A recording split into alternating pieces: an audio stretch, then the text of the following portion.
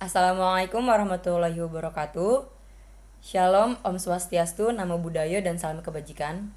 Sebelumnya terima kasih kepada dosen pengampu mata kuliah Akuntansi Keperlakuan, Ibu Dr. Tuti Nuryati, SEMAK, yang telah memberikan kesempatan kepada kelompok kami untuk mempresentasikan tugas yang telah diberikan.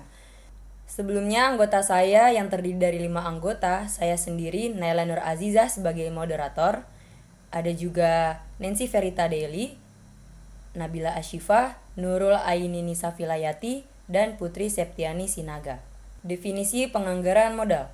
Penganggaran modal adalah proses pengambilan keputusan dalam mengalokasikan dana untuk proyek jangka panjang atau pembelian aset.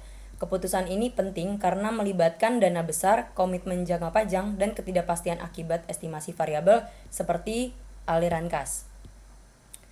Jadi, penganggaran modal adalah proses pengambilan keputusan untuk mengalokasikan dana pada proyek jangka panjang atau pembelian aset yang melibatkan dana besar, komitmen jangka panjang, dan ketidakpastian aliran kas.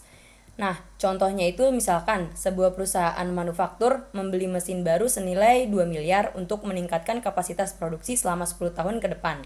Nah, keputusan ini termasuk dalam penganggaran modal karena melibatkan dana besar, jangka waktu pemakaian yang panjang, serta adanya ketidakpastian arus kas di masa depan, seperti apakah mesin tersebut benar-benar akan meningkatkan produksi dan laba sesuai perkiraan. Maka perusahaan perlu melakukan analisis sebelum berinvestasi, misalnya dengan menghitung NPV atau Net Present Value.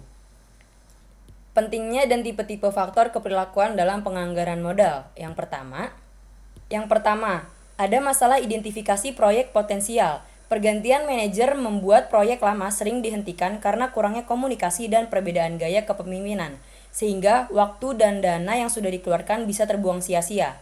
Nah, maksud dari pernyataan di atas adalah ketika terjadi pergantian manajer di sebuah perusahaan, itu seringkali proyek-proyek yang sudah berjalan sebelumnya itu dihentikan atau tidak dilanjutkan karena ada kurangnya komunikasi antara manajer lama dan baru, dan juga perbedaan gaya kepemimpinan antara manajer baru yang tidak setuju dengan arah atau tujuan proyek yang lama.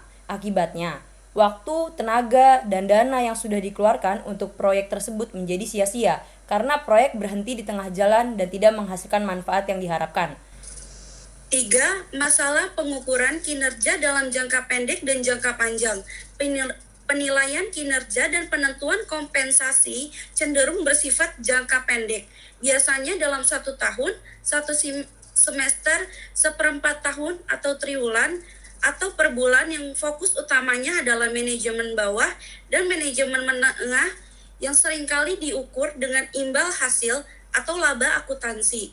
Manajemen bawah dan menengah seringkali tidak tertarik terhadap penilaian kinerja jangka panjang. Padahal kinerja penganggaran modal biasanya menyangkut jangka waktu panjang.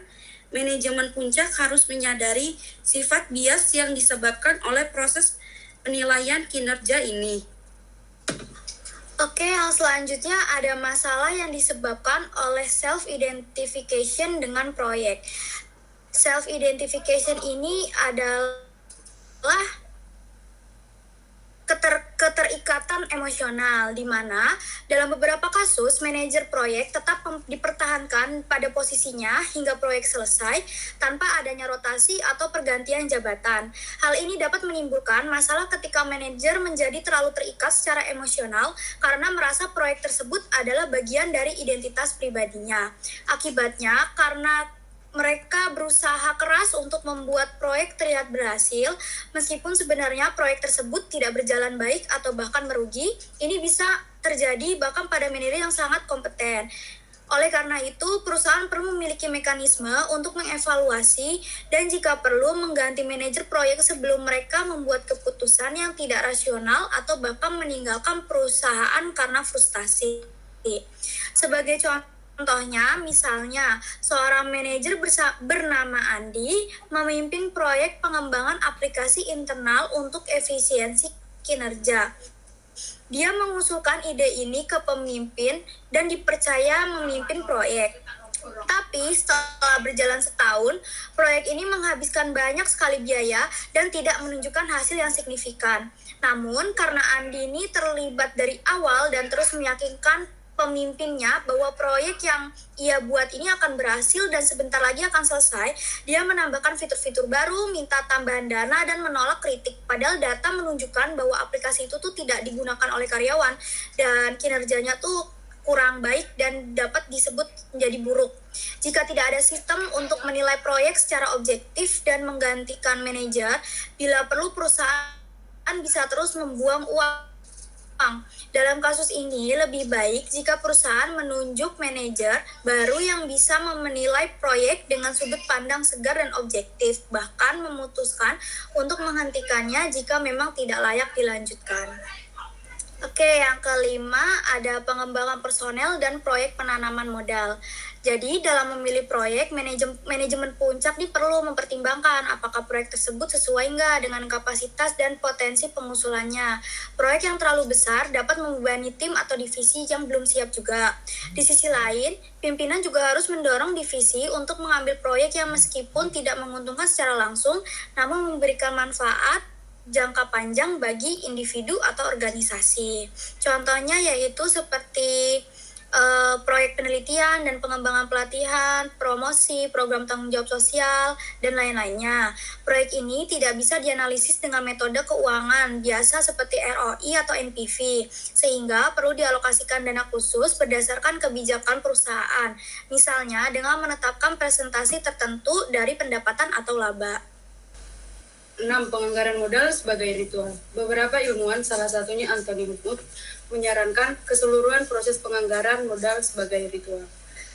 Ritual penganggaran modal adalah proses atau tahapan tata cara tertentu dalam penganggaran modal. Dalam proses ini, seringkali beberapa proyek kecil disimpulkan oleh manajer di level bawah.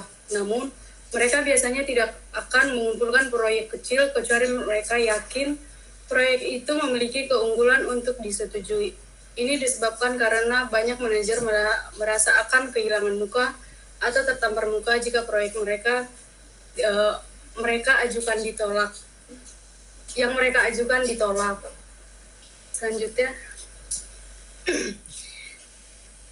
yang ketujuh ada perilaku mencari atau menolak risiko. Setiap individu memiliki reaksi yang berbeda terhadap risiko. Dalam konteks pengambilan keputusan, khususnya untuk proyek yang mengandung risiko, ada dua tipe utama. Yang pertama, pencari risiko. Orang-orang ini menikmati tantangan dan bersedia mengambil risiko. Mereka merasa nyaman berada di dalam situasi yang pasti dan cenderung mendukung proyek yang berisiko tinggi, asalkan ada potensi imbal hasil besar. Yang kedua ada penghindar risiko. Individu ini tidak nyaman dengan ketidakpastian. Mereka cenderung menolak proyek berisiko meskipun potensi keuntungannya besar, karena mereka lebih fokus pada kemungkinan kerugian. Selanjutnya ada faktor yang mempengaruhi keputusan. Situasi dan kondisi, lingkungan atau kondisi tertentu, misalnya tekanan dari atasan, ketersediaan informasi, waktu pengambilan keputusan, bisa mempengaruhi sikap seseorang terhadap risiko. Selanjutnya ada persepsi risiko. Dua orang yang menghadapi proyek yang sama bisa saja mengambil keputusan yang berbeda karena persepsi mereka yang terhadap risiko itu tidak sama.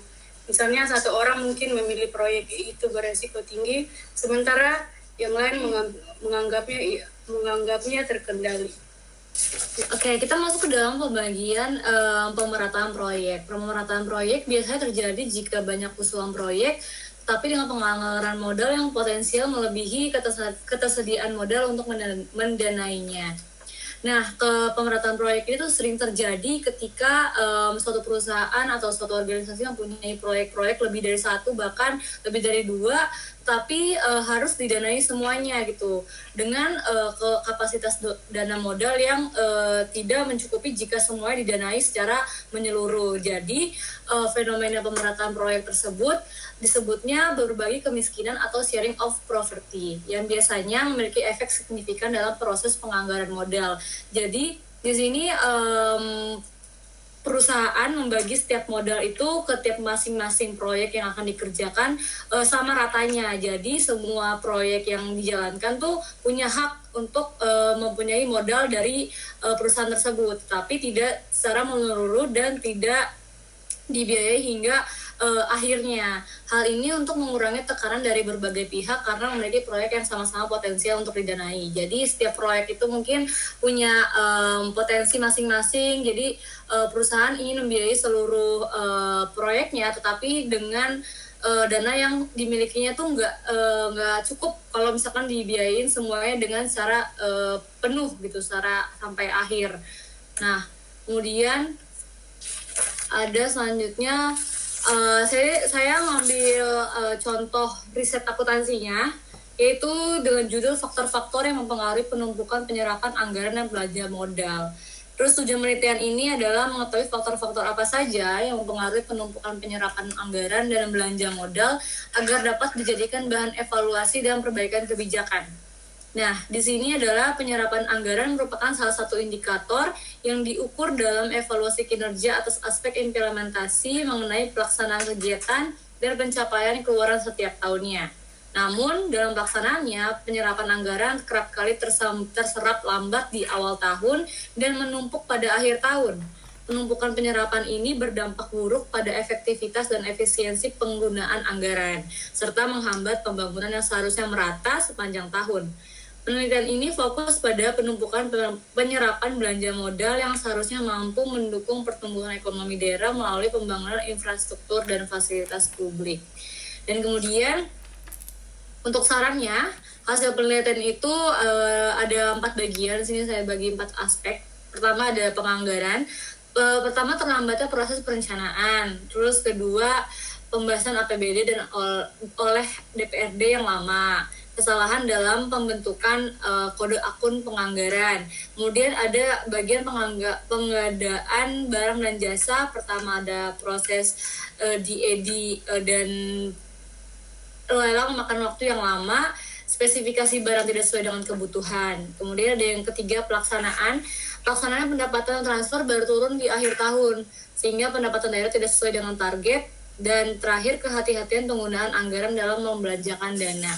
Kemudian terakhir ada SDM, yaitu sumber daya manusia, rotasi atau mutasi pegawai yang berdampak pada adaptasi, dan kualitas SDM yang masih rendah.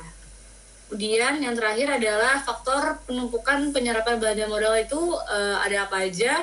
Ada 4, yaitu pertama ada jumlah dana yang besar. Belanja modal terdiri dari belanja yang diperuntukkan untuk perolehan aset. Maka dari itu pengeluaran dana untuk belanja modal tidaklah sedikit. Ketersediaan dana yang ada, jumlah ketersediaan dana sering menjadi hambatan ketika kegiatan belanja sudah selesai, lalu dilakukan proses penagihan. Kas daerah kota, misalnya tadi kan contohnya di daerah kota Cirebon ya, kas daerah kota Cirebon sering mengalami keterlambatan dan tak jarang pula baru diterima di akhir tahun saat injury time. Kemudian sehingga pencarian dana ini tidak dapat dilakukan secara karena ketersediaan dana yang ada di kas daerah tersebut tidak mencukupi. Kemudian ada yang ketiga, pengerjaan fisik yang belum selesai dilaksanakan. Pelaksanaan pekerjaan konstruksi fisik membutuhkan waktu yang tidak sebentar. Kendala yang paling sering dihadapi yaitu adalah keterlambatan pengerjaan. Hal ini berdampak pada penyerapan anggaran terutama belanja modal. Dan terakhir adalah pencairan belanja yang dilakukan ketika pekerjaan sudah selesai. Biasanya belanja modal fisik ini baru bisa ditagihkan dan dicarikan ketika pekerjaannya sudah selesai dilaksanakan. Serah terima penyelesaian pekerjaan ini dilengkapi dengan berita acara untuk mencairkan dana belanja modal. Oke, baik. Sekian presentasi dari kelompok kami mengenai aspek keperilakuan pada penganggaran modal dan contoh riset pada penganggaran modal. Kurang lebihnya mohon maaf. Wassalamualaikum warahmatullahi wabarakatuh.